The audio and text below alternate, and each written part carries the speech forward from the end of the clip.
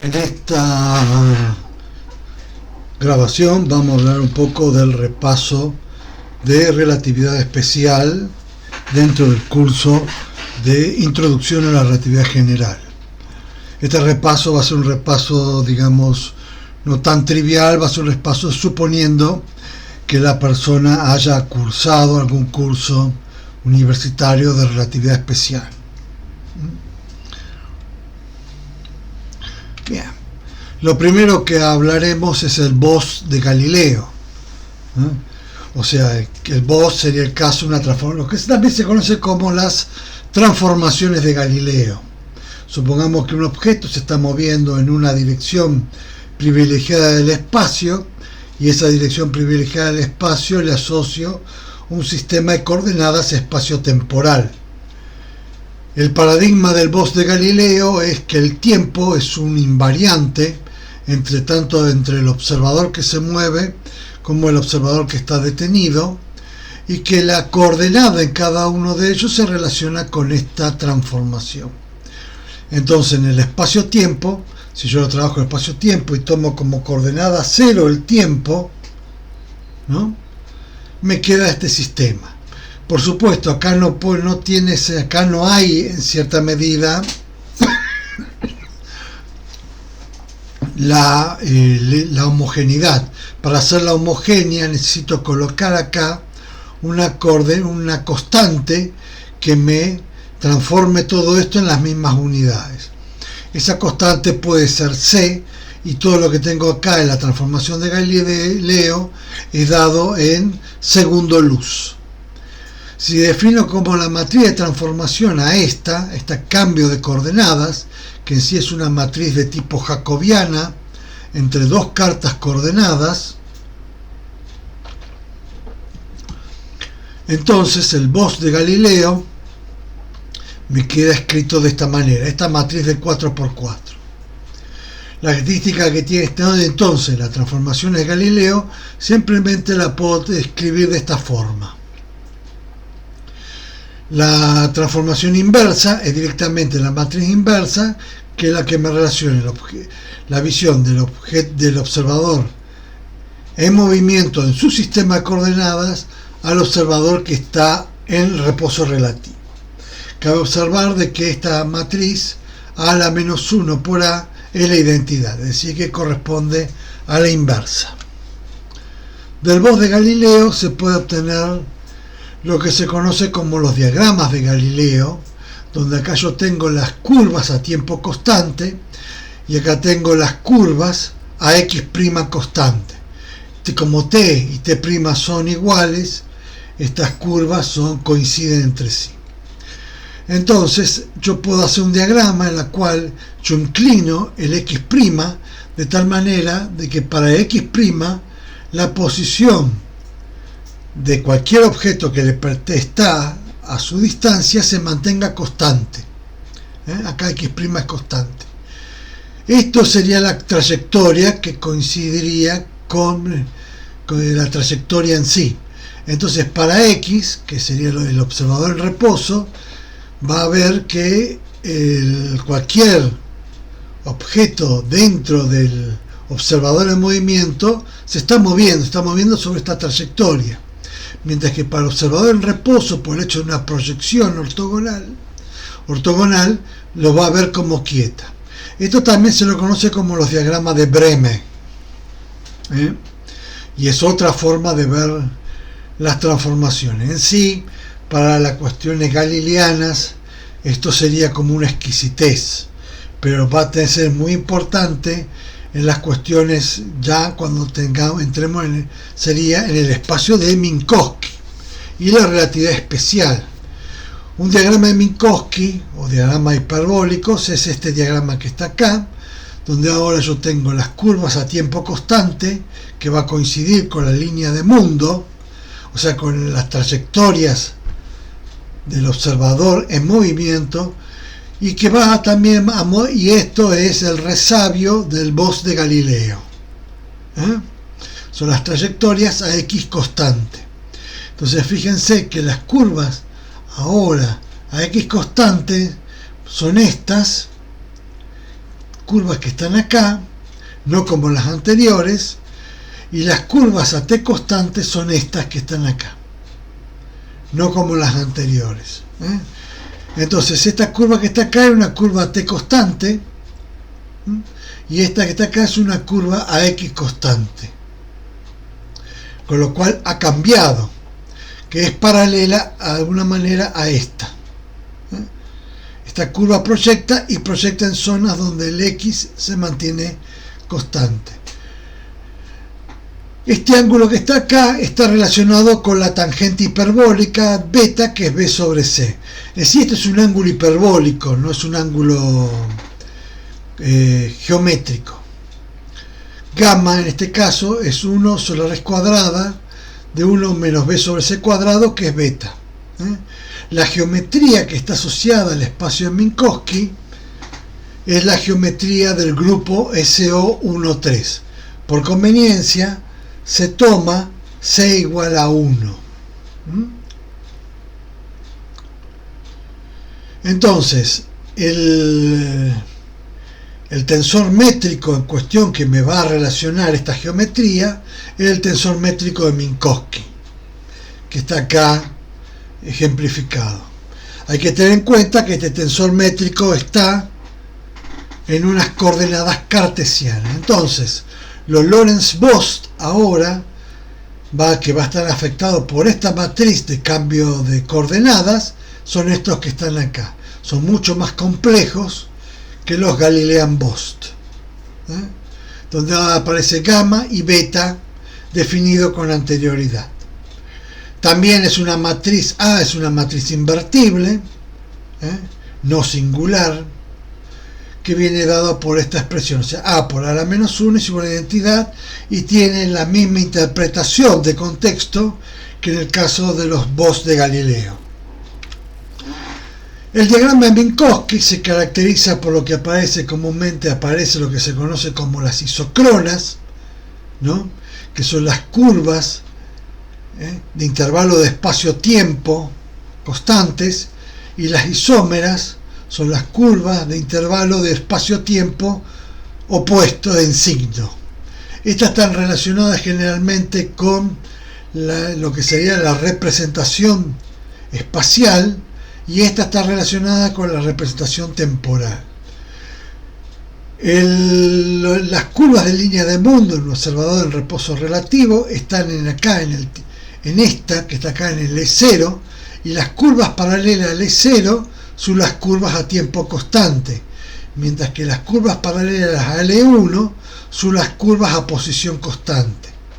Para un observador en movimiento uno puede hacer lo mismo, una transformación de Lorentz de este sistema de referencia, y queda F0 y F1. F1 está relacionado con las isómeras, y después va a estar relacionado con este hecho que está acá. Fíjense que estas son las curvas paralelas en cuestión, son las paralelas a este, y las curvas paralelas a este son las curvas de a F1, son las curvas a tiempo constante, es decir, que deja de ser un espacio, son ortogonales respecto del tensor métrico de Minkowski, no respecto de un tensor métrico de Galileo. Estamos, que no tiene nada que ver. Entonces, este y este son ortogonales porque guardan la misma, son un reflejo a imagen espejo a estas curvas que están acá, ¿no? Que corresponden a las curvas de intervalo de espacio-tiempo cero, que son las trayectorias de los haces de luz. Y esto me define un cono que se llama cono causal, o sea, la trayectoria, la línea de mundo de un observador de movimiento va a estar acá, y eso va a corresponder a t' igual a 0 igual a constante. Eso se llama línea de mundo del observador de movimiento, y esta es la línea del mundo del observador en reposo. El diagrama este sería por una aclaración, por ejemplo, que hay un video respecto de eso, ¿no? El problema de los gemelos. Como habíamos hablado, el problema de los gemelos, yo tengo, por ejemplo, este sería la línea de mundo del observador en reposo, y esta es la línea de mundo del observador que se ha sincronizado su reloj respecto del observador de reposo. Entonces, para él, esto serían las curvas isócronas, es decir, para este sería el tic-tac del reloj cuando intersecta la isócrona a la línea de mundo del observador en reposo, es el tic-tac del reloj del observador en reposo, y este serían los tic-tac del observador en movimiento.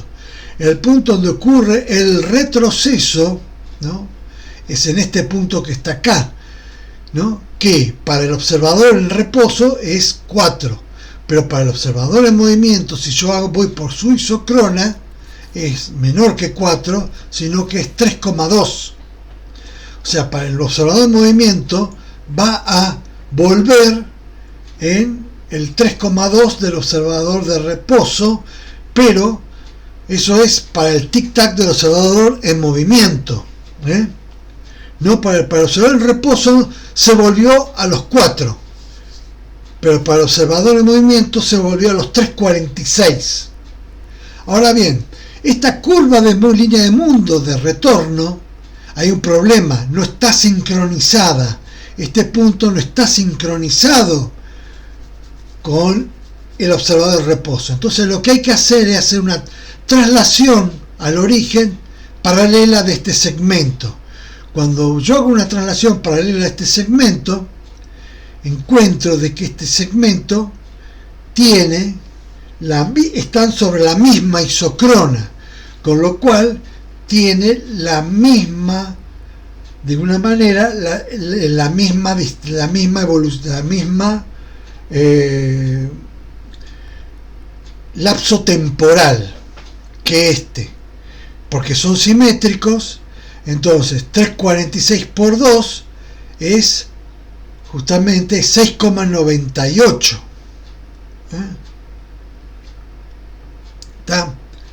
Que es el tiempo.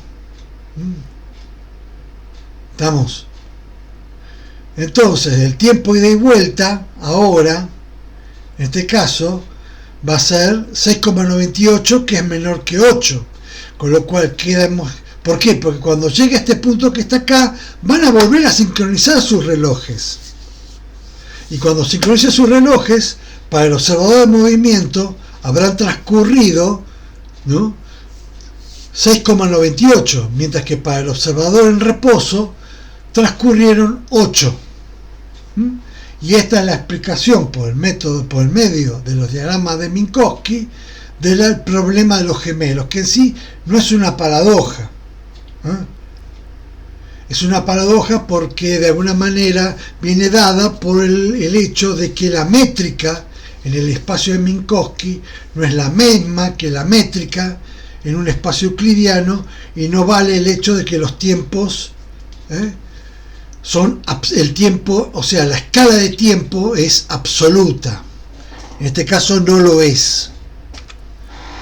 Hay que tener en cuenta que la métrica en relatividad, cuando uno trabaja fuera de las coordenadas cartesianas, cambia, porque esta sería la métrica en coordenadas esféricas para el observador, para uno, y esta sería la inversa de la métrica.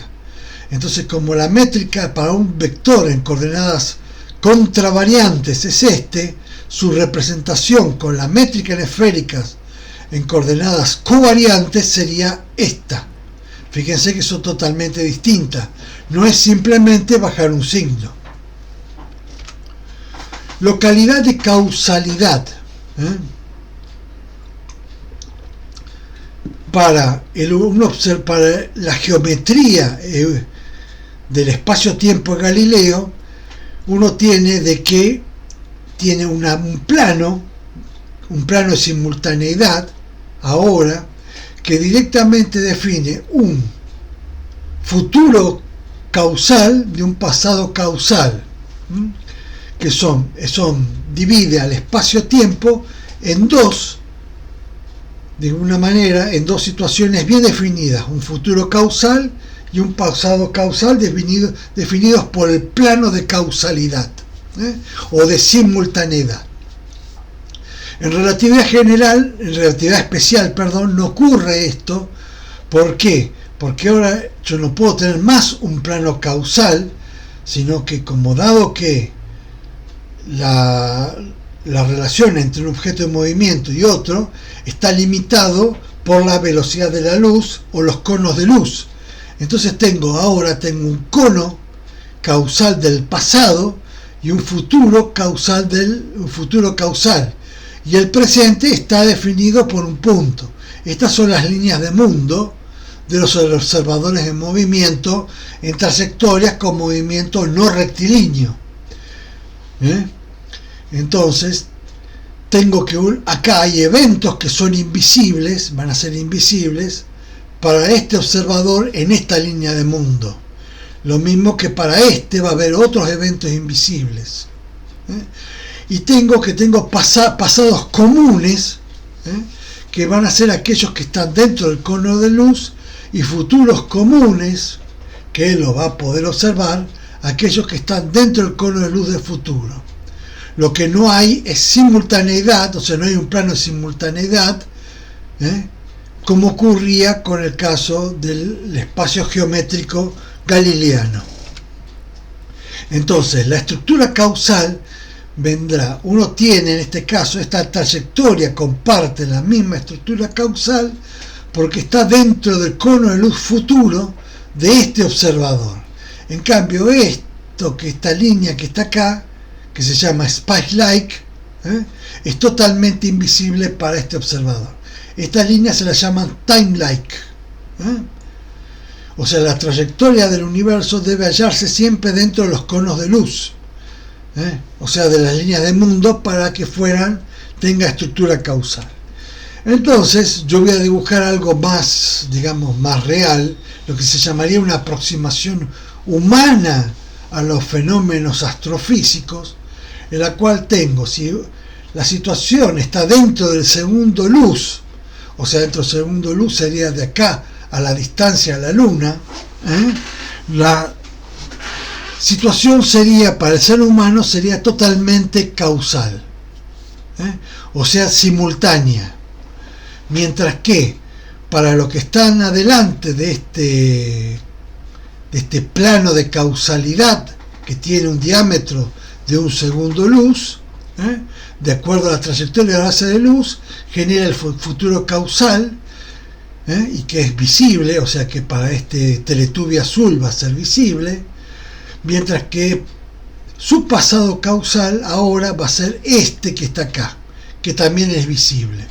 Todo lo que está anticausal, este es el futuro anticausal y este es el pasado anticausal, que es totalmente invisible para este Teletubby. Entonces, si yo tengo, por ejemplo, el estallido de una supernova, que va a ser visible va a estar en el pasado causal de una manera el Teletubby rojo, o llamado acá, no lo va a hacer, por ejemplo, para el Teletubby azul. Para él va a ser una estrella.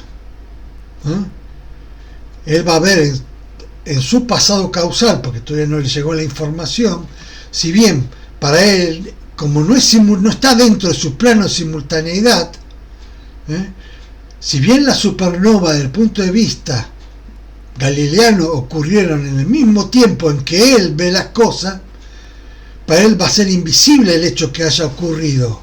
Él no va a saber que ocurrió la supernova. Entonces, de alguna manera, para él va a ser una estrella. En cambio, para el Teletubby rojo, que está acá, sí va a ocurrir, para él va a tener su futuro causal. Pero este rojo no le puede informar a no existe haz, no existe nada, salvo que le envíe una información a una velocidad mayor que la velocidad de la luz.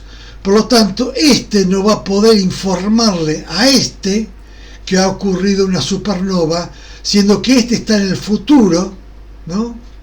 En el futuro causal de este, pero cuando este le quiere informar, este no le va a llegar nunca, pero cuando le envíe la información por un haz de luz, no le va a llegar, ¿eh? Entonces va a ser un hecho invisible en este instante de tiempo, ¿eh? ¿Está? Entonces puede ocurrir, por ejemplo, que para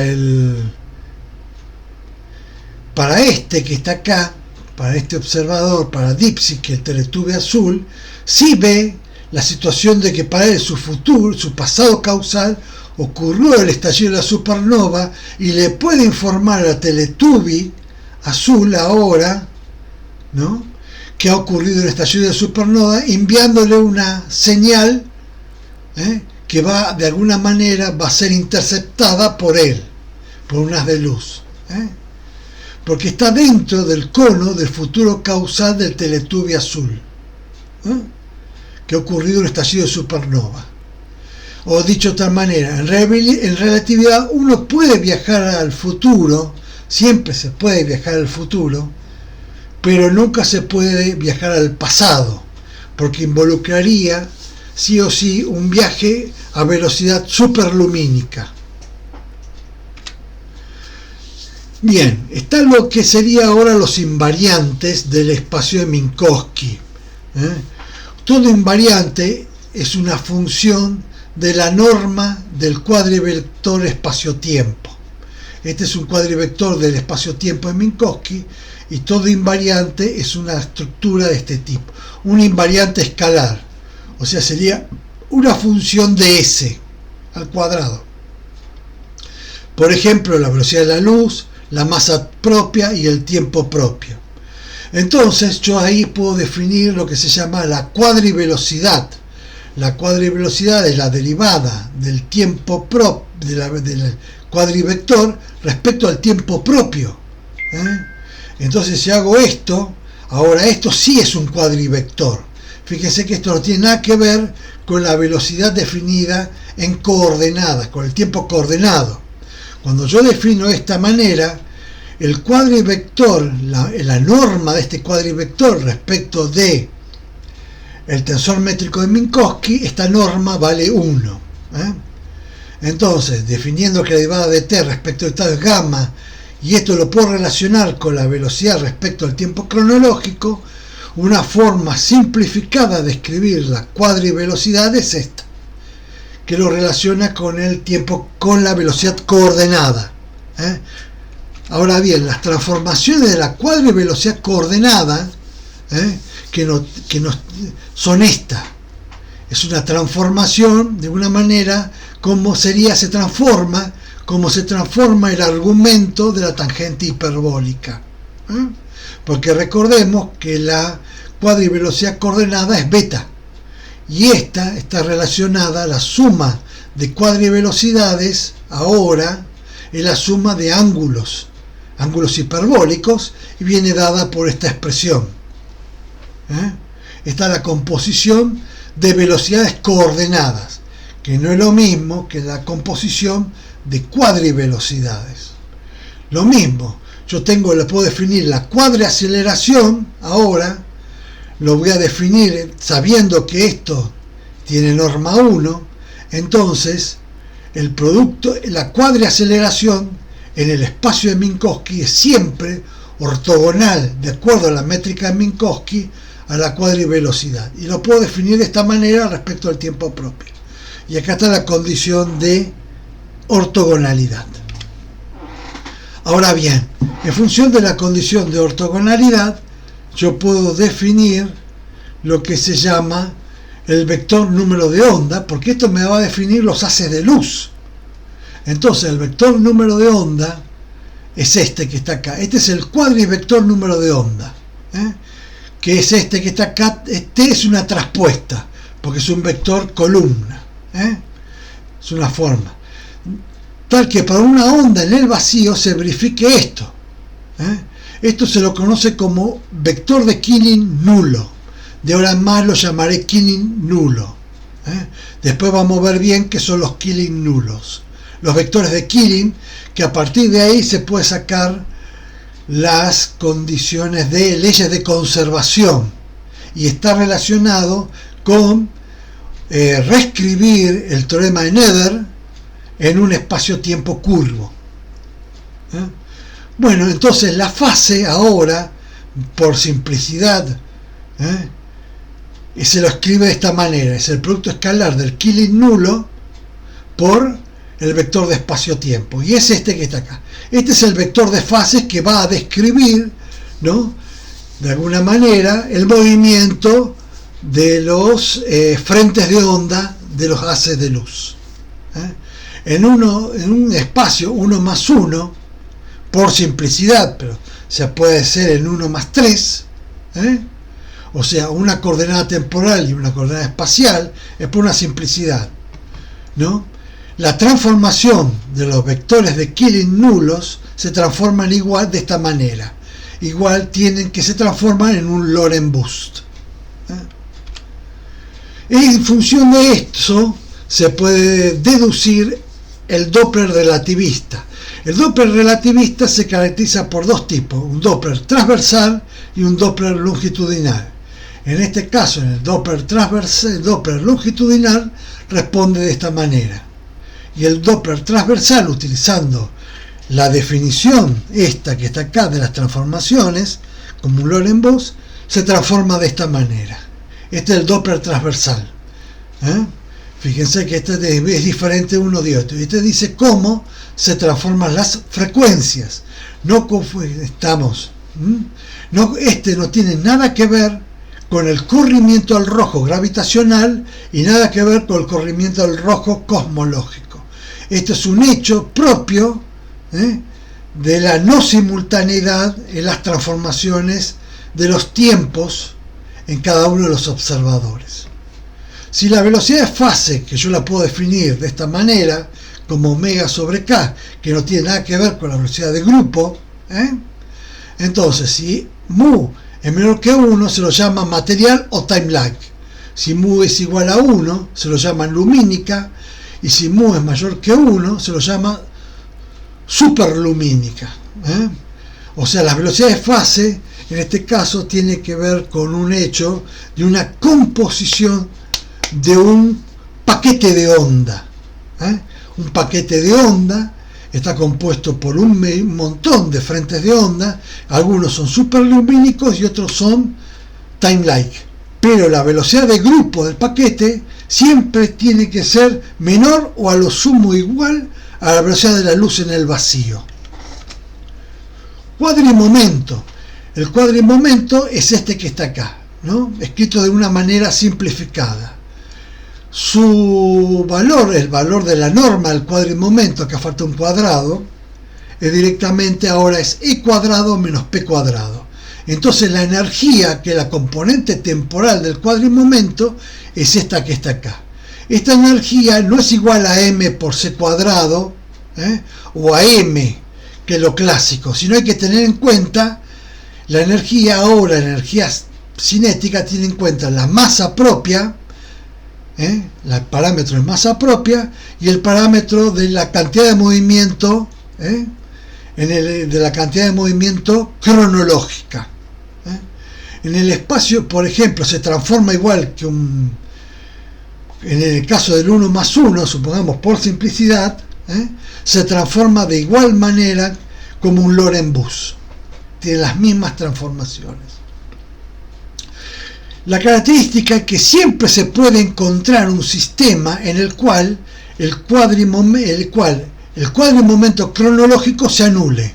En ese sistema se verifica ahora, en ese sistema en el cual el cuadrimomento se anule, si yo lo antitransformo, o sea que voy a observar siempre la masa propia, la energía, de alguna manera, observada por un observador en movimiento, va a estar dada por esta expresión, y su momento, y el cuadrimomento para un observador que no esté en este sistema privilegiado, va a tener su momento, va a estar dado por este. Aparece beta por E. Recuerden de que beta por E. Bien, ley de Newton y leyes de conservación. Yo puedo reescribir las leyes de Newton utilizando un vector fuerza escrito de esta manera como la derivada respecto del tiempo propio del cuadrimomento. Esta es la cuadrifuerza. Definición de la cuadrifuerza es esta que está acá. Ahora fíjense que el componente cero de la cuadrifuerza es la potencia, y esta es la fuerza cronológica o la fuerza ordinaria que viene dada por la segunda ley de Newton. Esto es la segunda ley de Newton escrita en forma covariante, o sea, usando los cuadrivectores. Entonces, la variación de la energía respecto del tiempo propio ahora es gamma. Acuérdense, uso la regla de la cadena y me queda escrita ahora respecto a la variación de energía respecto al tiempo cronológico, y acá aparece la potencia, y este es F producto escalar por beta, gamma por F producto escalar por beta, y es el término que aparece acá. Después este que está acá lo puedo relacionar con la fuerza cronológica respecto al tiempo cronológico, esto sí a través de las ecuaciones de Newton ordinaria, y me queda esta expresión. Entonces acá me queda mostrado cómo es el término.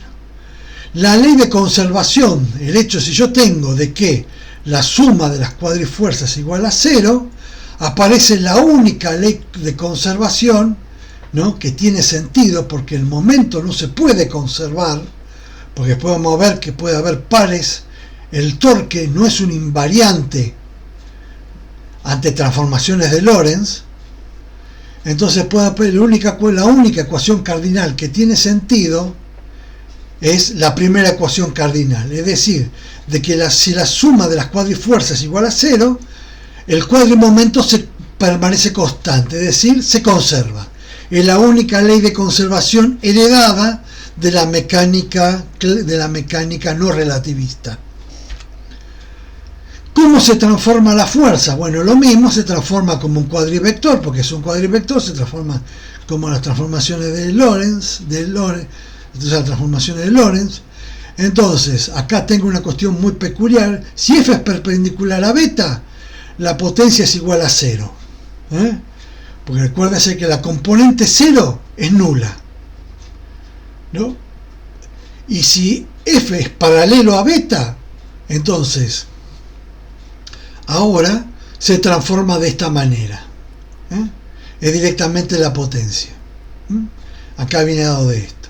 Si F es perpendicular a beta, ¿no?, la fuerza directamente disminuye en gamma. Y si F es paralelo a beta, la fuerza, de alguna manera, permanece invariante. La fuerza cronológica. Si yo hago fuerzas perpendiculares al desplazamiento, la fuerza disminuye.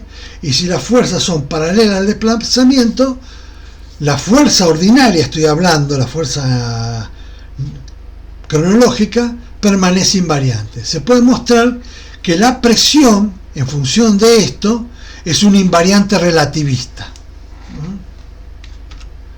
Momento angular se define como momento angular relativista a este tensor. El momento angular en relatividad no es un pseudovector, es un tensor, y es este que está acá. Este es el tensor de momento angular, es un tensor totalmente antisimétrico. Las componentes temporales del tensor antisimétrico es lo que se conoce como el vector de Penrose. Estos son el componente del vector de Penrose, y este es el vector componente momento angular ordinario. Esto sería si fuera el dextrógiro, y esto si fuera levógiro. Y estas son las componentes del tensor de Penrose. ¿Qué característica tiene el tensor de Penrose? Si el tensor de Penrose se conserva tal que su derivada cronológica respecto a n igual a 0, entonces se puede mostrar que el móvil, en este caso, se mueve con un movimiento rectilíneo uniforme, donde ahora esto que está acá, fíjense que no es propiamente la masa total, sino sería un equivalente en masa del cuerpo. ¿Está? Esto que está acá es el momento dividido, no es la masa total ahora, sino, o sea que esto no es una velocidad, sino que sería un equivalente a la velocidad. La energía cinética se define como energía cinética, de alguna manera ordinaria, porque viene heredado de la mecánica no relativista, se lo define de esta manera. Esta es la definición de la energía cinética. Integrando por partes, queda esta expresión, queda m por gamma.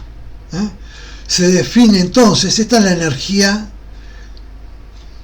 no es la energía cinética, sino la energía total de la partícula. Y queda m por gamma, que está relacionada con la componente cero, no componente nula, del vector, cuadrivector momento. Entonces se define como energía cinética a E menos M. Acuerden que sé que C vale 1 acá. Esto se puede, de lo anterior, de como E es igual a esto, se saca M factor común. Acuérdense que M es la masa propia. Si yo hago tender beta igual a 0, esto recupero la energía cinética ordinaria. Estamos. Acá aparece un C cuadrado. Pero como no aparece, ¿por qué? Porque evidentemente estoy trabajando en coordenadas geométricas. Tensor en energía impulso. Recuerden, bueno, estoy trabajando en coordenadas geométricas, para recordar. Si yo tengo un fluido perfecto, el tensor de energía impulso de la materia para un fluido perfecto viene dado por esta expresión. Para el caso de la materia polvorienta, es decir, de que no es rígida, no hay un hecho, no es un fluido como si fuera un líquido, se lo puede escribir, el tensor de energía impulso es este, que está acá. Esto sería el caso de un observador comóvil. En el caso del campo electromagnético viene dado por la expresión esta, el tensor de energía impulso. Lo importante es que la ley de conservación es que la divergencia covariante de la suma de los tensores de energía impulso tiene que ser igual a 0. Esto se lo llama generalmente la ley de conservación de la energía total. O sea, la suma de la materia más el electromagnético tiene que ser igual a 0. También puede aparecer aportes de otras cosas, de otras energías que uno desconoce. Bueno, vamos a aclarar el tema del torque sin poder. Para un sistema comóvil, con esto, que se mueve con esto, por ejemplo, este es un sistema que está en equilibrio, por un observador en reposo que va pues de una manera. Para un sistema comóvil, voy a encontrar, por ejemplo, que se mueve con esta, que se mueve con este sistema, voy a encontrar que se cumple la segunda ecuación cardinal, es decir, que la suma de los torques es igual a 0, por tanto no puede girar. Para un observador no comóvil, por ejemplo, ¿qué va a encontrar por un observador no comóvil?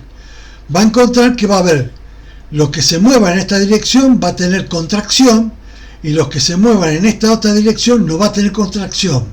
Por otro lado, la fuerza, que son fuerzas de alguna manera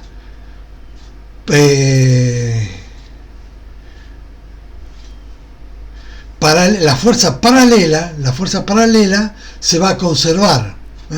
Entonces este va a tener un valor de torque dado, que va a coincidir con el dado por esta expresión, porque la transversal no se altera y esta que es paralela al movimiento tampoco. Ahora, para que se está moviendo en la dirección de beta, esta longitud se va a contraer en gamma, y la fuerza esta que es transversal también se va a contraer en gamma. Entonces, cuando yo hago el balance de torques, voy a encontrar de que para el observador no comóvil no va a estar en equilibrio. Entonces va a aparecer un torque sin poder.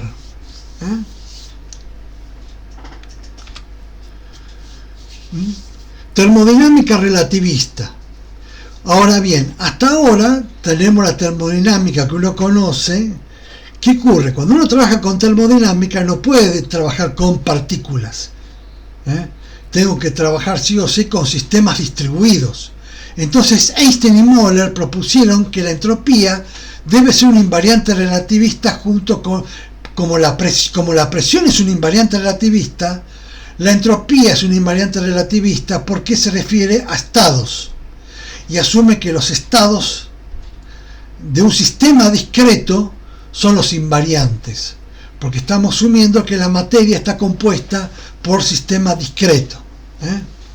Entonces propusieron que la masa ahora, estamos hablando de la masa ordinaria, es la entalpía dividido c cuadrado y no E sobre c cuadrado. De acuerdo a esta idea, si yo tomo la entalpía, un sistema calentado adquiere masa. Luego el momento lineal de un sistema termodinámico ahora es G, no más P, ¿no? Tomando C igual a 1 es igual a H por beta. Este es el momento lineal. Y la entalpía se va a transformar de esta manera, H' como gamma por H. En cambio la energía interna no se transforma de esta manera. Por lo tanto la energía interna no es un invariante relativista en el sentido que uno lo tome como una transformación. Este hecho es coherente con la dilatación del tiempo. ¿Por qué? Porque la temperatura, a medida que uno se está moviendo, la temperatura que ve un observador quieto de un observador en reposo va a ir disminuyendo con gamma, y el intercambio de calor también va a disminuir con gamma. La transformación, entonces uno puede en base de esto reescribir el primer principio de termodinámica ahora para termodinámica relativista de esta manera. Aparece que hay que quitarle los efectos propios de las transformaciones. Teoría de Loedel. Esta es una teoría alternativa y mucho más, digamos, pedagógica de poder introducir las transformaciones. Tiene el problema de la que la teoría de Loedel vale para un solo observador en movimiento y no por una colección de observadores en movimiento. Es lo que de alguna manera se basó en la observación, en el fenómeno de aberración, o sea, la aberración de Bradley de 1725, a la diferencia entre posición observada de una estrella y su posición real debido a la combinación de la velocidad del observador y la velocidad finita de la luz. Si yo pongo acá un objeto acá, la aberración aparece, por ejemplo, aparecen las gotas de lluvia cuando uno se está moviendo respecto a las gotas de lluvia. Parece que fueran para atrás, pero en realidad están moviéndose verticalmente. Eso se explica si uno hace una transformación de Galileo. O sea, las velocidades van cambiando. Entonces, para mí, que me estoy moviendo respecto a las gotas, las veo como si estuvieran avanzando. Entonces, para no mojarme, tengo que apuntar el paraguas hacia adelante. En cambio, si me detengo, tengo que apuntar el paraguas de manera vertical. Bueno, eso se llama aberración. Y esto se lo llama ángulo de aberración. Ese ángulo de aberración, seno de alfa, es proporcional a beta. Puedo definir el coseno de alfa como esto, ¿no? Que es 1 sobre gamma, como similar a lo que vimos en las transformaciones de Minkowski. Entonces aparecen los diagramas de Loedel. Para el observador en tierra, lo que ocurre es que para poder relacionarlo con un observador en movimiento, su eje de tiempo se ha corrido C por T. Y para un observador en la estrella, ¿no? Ahora lo que se ha corrido su eje X'. O sea, cuando voy de uno al otro, corro el tiempo o el X. Entonces, entonces un evento ahora, este evento, lo puedo relacionar con cada uno de los observadores utilizando este tipo de transformación. Usando esta transformación que está acá. Que queda como desafío demostrarla. Entonces, si yo despejo ahora de esta transformación de espejo relación, separo por un lado los t y por otro lado los t', y tengo en cuenta que el seno de alfa es igual al ángulo de aberración, me queda esta. Y estas son las transformaciones de Loedel. Fíjense que aparece 1 sobre coseno y acá aparece el seno de alfa. Si yo acá pongo 1 sobre coseno y lo relaciono, por ejemplo, con el gamma, como vimos antes, esto es gamma, me quedan idénticas a las transformaciones de Lorentz ahora, pero con el ángulo de aberración. Esto permite definir de alguna manera, de una manera muy sencilla, esta es la matriz de transformación que yo tengo del cambio de transformación de Loedel. Usa el mismo tensor métrico que el tensor métrico de Minkowski. Esto no cambia, lo que cambia es esto. Ahora no aparece un coseno hiperbólico o un seno hiperbólico, sino que aparece esto. Esto se lo puede escribir de esta manera.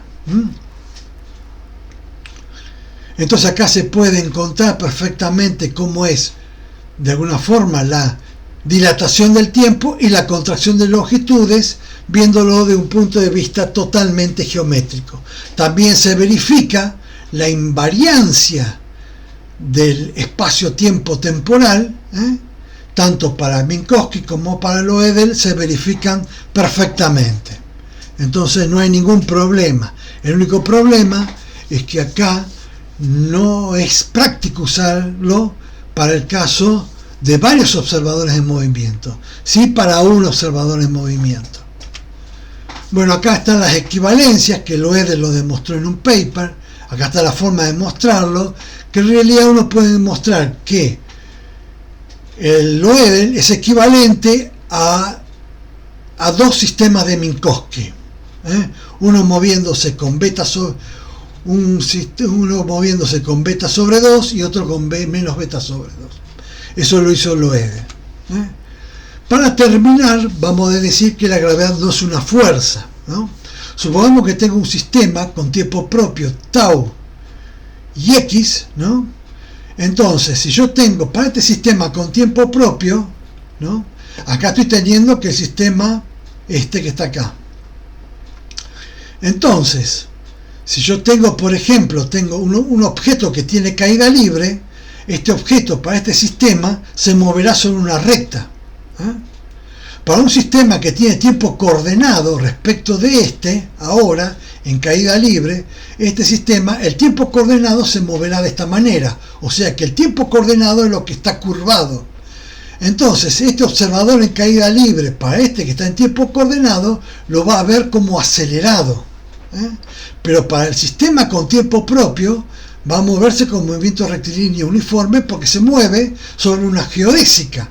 Un objeto en caída libre no está sometido a la fracción de ninguna fuerza y se tiene que mover en este sistema coordenado como una recta. Cuando toca el piso, ahora sí, va a aparecer y se detiene, va a aparecer una fuerza que lo detenga, su movimiento, y entonces ese sistema va a estar acelerado. Al estar acelerado va a aparecer una fuerza que va a estar contrarrestada por el piso. Entonces ahora para él, su tiempo va a estar una curva paralela a la curva del tipo que está detenido en reposo relativo. Entonces, acá sí el sistema está acelerado, está sometido a fuerza. Esto es porque estamos en el paradigma, ya estamos metiendo el paradigma de la relatividad general.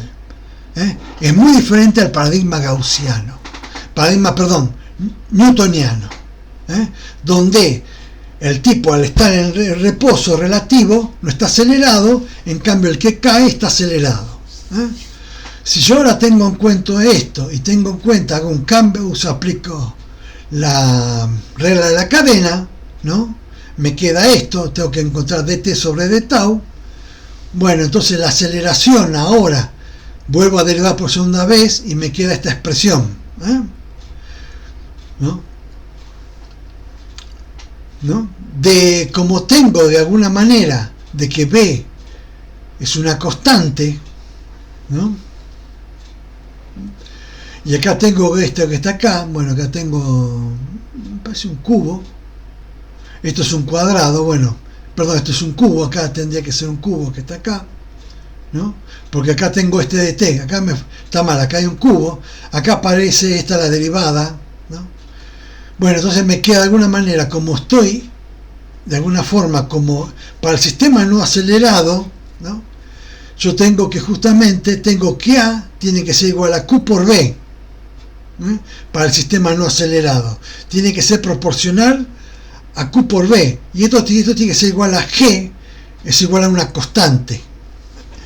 Entonces, sabiendo de que para esto tiene que ser una constante para el observador que está detenido, o sea que esto es Q por B, de alguna forma es una Q es esta expresión, y B es porque tengo acá, esta es la velocidad del observador, no es un T, esto es tau, perdón, no es T, esto es tau, aquí tengo acá, acá está bien escrito, no acá, perdón, acá tengo tau, como esto es constante para el observador que está en el sistema acelerado, ¿no? En caída libre, perdón, que es B, bueno, esto queda Q por B, y entonces más o menos se entiende todo este lío de expresión que estoy haciendo acá.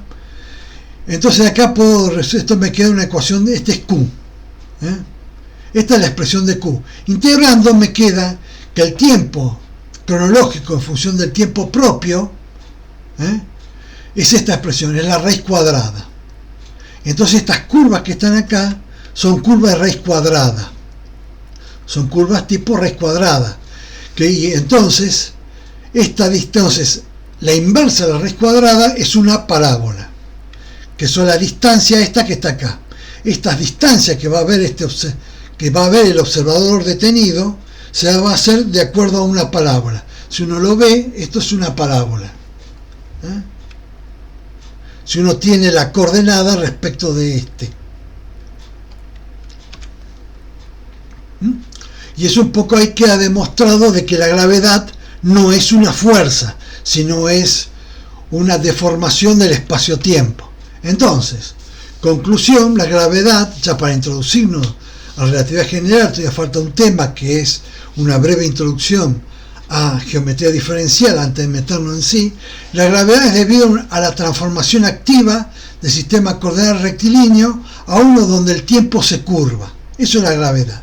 La que es un objeto en caída libre se mueve con movimiento rectilíneo uniforme, ya que se mueve sobre una geodésica, desapareciendo la fuerza peso. Un objeto detenido está acelerado en un sistema propio y aparece la fuerza peso. Bueno, y con esto ya terminamos el repaso de